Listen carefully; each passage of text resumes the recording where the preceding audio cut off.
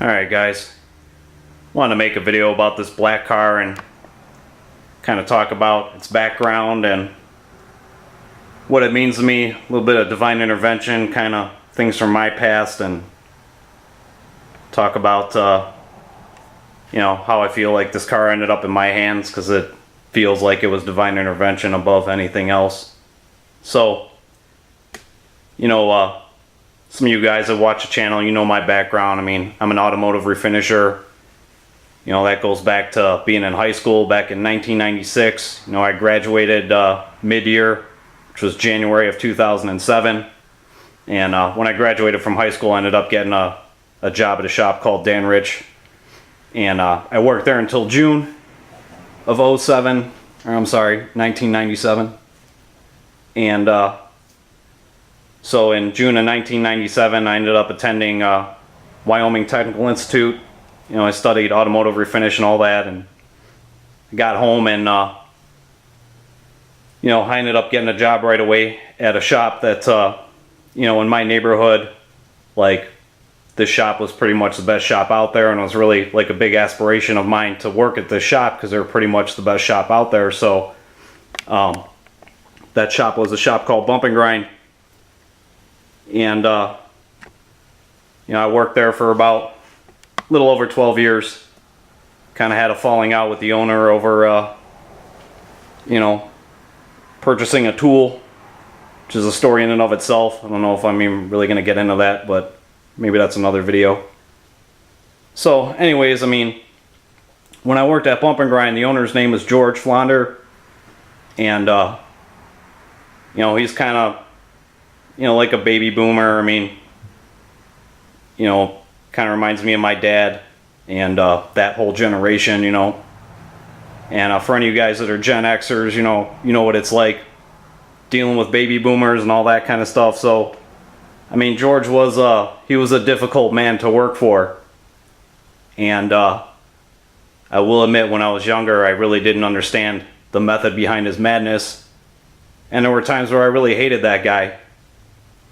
But, over the years, you get older and you start to understand these things a little bit more.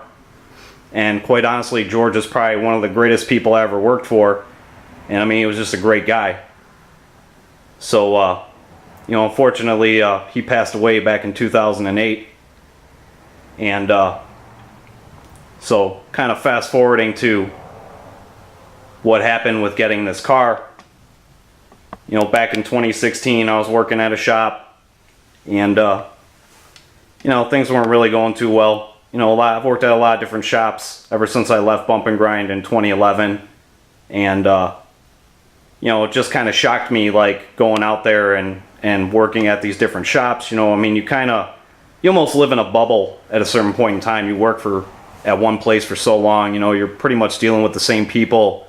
You kind of have a standard set of operating procedures, and like I said, it's almost like living in a bubble, So it was kind of an eye-opener leaving that place and meeting new people, and especially the managers. I butted heads with a lot of managers, and I think a lot of that goes back to the time I spent at Bump and Grind and dealing with George. He was a really difficult guy to deal with, and I feel like in a lot of ways, he made me into a man. When I started working at Bump and Grind, I was 19 years old. I was just a kid. And, he forged me into being a man. And it wasn't just him. There were other employees there. The guy who taught me to paint, my buddy Dave, he was a painter there at the time, and he kind of took me under his wing and taught me how to paint. Dave means a lot to me.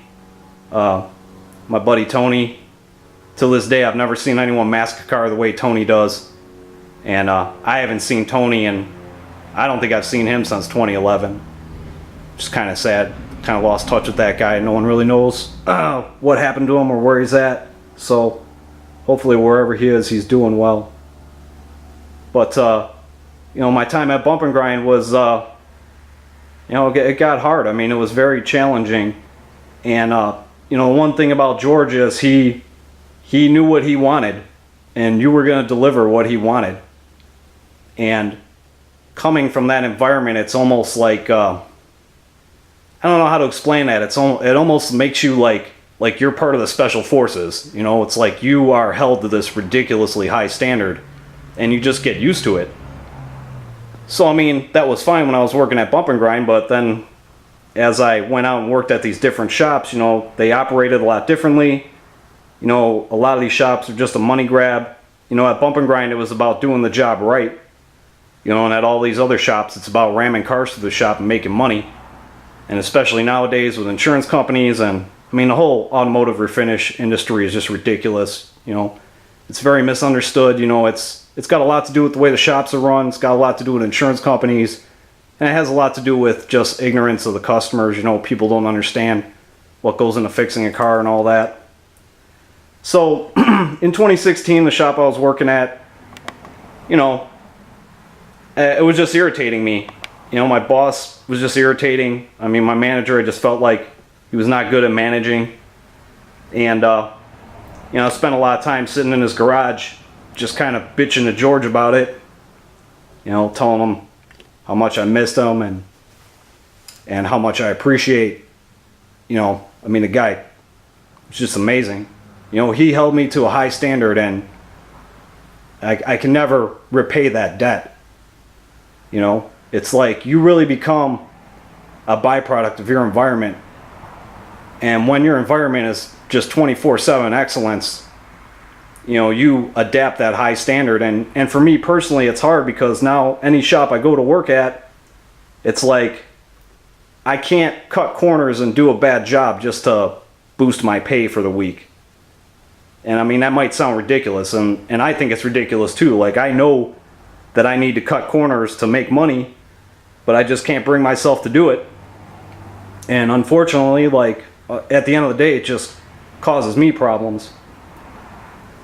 So, you know, back in 2016, like I said, I was just kind of reminiscing and talking to George and, you know, telling him how I missed him and all that.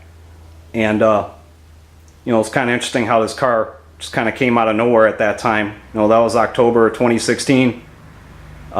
Actually had my dad's car over here. If you go back through the videos, you can see ended up getting some 95 Cobra R wheels from my dad's car, and you know, we had my dad's car over here. We were mounting them up on the car, and my dad had actually forgot the wheel lock for his car, so we had to go home and get that. So I had the new wheels out, and I was cleaning them up out in front of the garage. So you know, I'm cleaning the wheels up, and some dude pulls up, and he's like, "Hey man, you want to buy a Mustang?"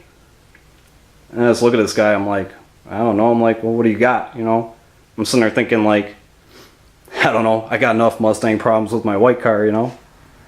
So he starts showing me pictures of this car, and I was like, man, that's really nice, you know. So, you know, he showed me the pictures on the phone, and I got interested in it, went over there, took a look at it, you know, my dad went there with me, we checked it out, and then, you know, ended up picking it up. And like I said, I mean, it just kind of felt like it just happened. It's kind of weird. Like, I wasn't looking for a car, you know, I was not looking to buy another car or anything like that, and it's like this car just kind of fell in my lap. So, you know, I just kind of wanted to make this video, talk about what this car means to me. I know it means a lot to my dad. You know, my dad was originally going to purchase a black 5-speed car back when he bought his car brand new in '90. You know, he ended up getting a red automatic, and I think that had more to do with what my mom wanted than what my dad wanted. So I feel like that's kind of a sign too. So it's interesting. It's interesting how life plays out, and the people you meet, the people you lose, and you know, how those memories just never go away. And even this car, I mean, this car was originally from Hawaii, which I'll have to get a better shot of that. But it's kind of overwhelming to me to think that this car was in Hawaii, and now it's sitting in my garage. I mean, that's just incredible. So this is one of the stickers that was on the car. State of Hawaii. And then this is George's background here.